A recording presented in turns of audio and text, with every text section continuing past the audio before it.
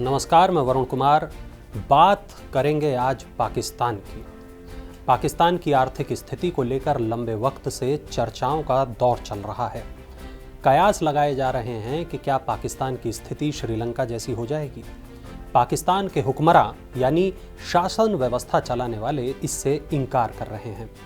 दावा कर रहे हैं कि सब सुधर जाएगा, सब ठीक हो जाएगा। लेकिन क्या वाकई ये सब इतना ही आसान है? और वो भी तब जब वहाँ पेट्रोल और डीजल के दाम आसमान पर पहुँच गए हैं, लंबे लंबे बिजली के कट लग रहे हैं और तो और लोगों से चाय कम पीने को कहा गया है। खबर को आगे बढ़ाएं उससे पहले आपको बता दें कि $1 की कीमत 207 पाकिस्तानी रुपए के पार जा चुकी है। पाकिस्तान का रुपया अमेरिकी डॉलर के सामने जितना कमज़ोर होगा, वहाँ आर्थिक संकट उतना ही गहराता चला जाएगा, क्योंकि पाकिस्तान में काफ़ी चीज़ें विदेशों से आयात की जाती हैं और इन आयातित वस्तुओं के दाम डॉलर में चुकाए जाते हैं, यानी ज़्यादा डॉलर के लिए ज़्यादा पाकिस्तानी रुपए चुकाने होंगे। साफ है कि ऐसा होने से वहाँ महंगाई का पारा बढ़ता चला जाएगा। पाकिस्तान में इस बार पेट्रोल के दामों में 24 रुपये से ज़्यादा का इजाफा किया गया है। जानते हैं अब वहाँ पेट्रोल की कीमत क्या हो गई है? 233 रुपये 89 पैसे। पेट्रोल ही नहीं, डीजल के दामों में भी बढ़ोतरी हुई है। 59 रुपये 16 पैसे की इस ताज़ा बढ़ोतरी के बाद वहाँ डीजल की कीमत 263 रुपये 31 पैसे हो गई है, यानी 233 रुपये पेट्रोल और 263 रुपये डीजल। पेट्रोलियम पदार्थों में जब जब बढ़ोतरी होती है तब तब हर चीज़ के दाम बढ़ जाते हैं, चाहे वो FMCG प्रोडक्ट हो या फिर सब्जी के दाम। माल ढुलाई के रेट बढ़ते ही देश में हर चीज़ महंगी हो जाती है, यानी पाकिस्तान में अब महंगाई बम फूटने ही वाला है। और जब ऐसा होगा तब यकीनन वहाँ की स्थिति भी श्रीलंका सरीखी हो सकती है। बहुत पुरानी बात नहीं है जब श्रीलंका से भी ऐसी ही तस्वीरें और खबरें सामने आ रही थी, जिनमें बताया जा रहा था कि अब वहाँ एक कप दूध तक नहीं मिल पा रहा, या फिर उसके दाम इतने ज़्यादा हैं कि लोग अपने बच्चों को भूखा ही सुलाने के लिए मजबूर हैं।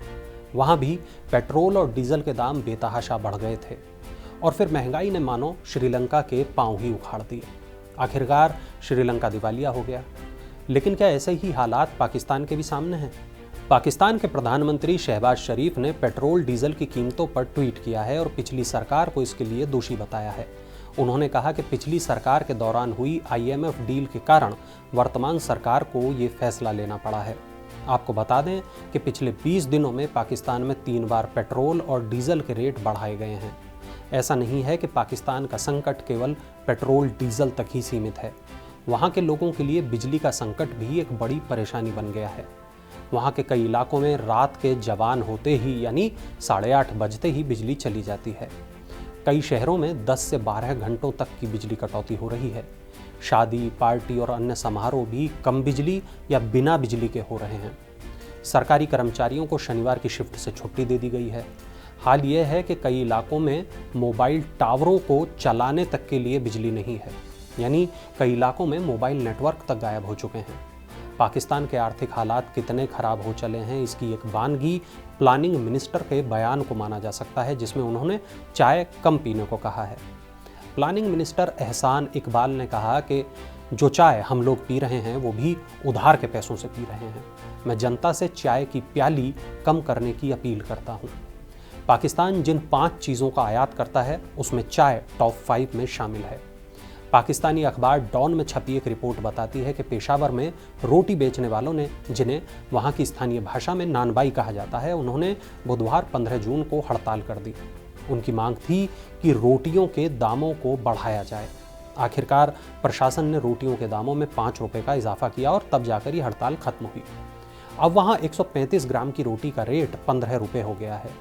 रिपोर्ट बताती है कि 2018 में 85 किलो वाली आटे की बोरी का दाम 3600 रुपये था, जो अब 2020 में 7300 रुपये हो गया है।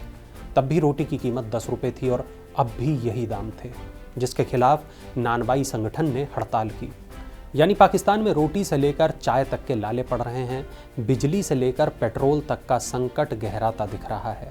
ऐसे में पाकिस्तान के हुक्मरां, वहाँ के हाकिम, वहाँ के नेता और वहाँ की सरकार कब तक इस संकट को झेल पाएंगे, कब तक इस परेशानी का सामना कर पाएंगे, ये देखने वाली बात होगी।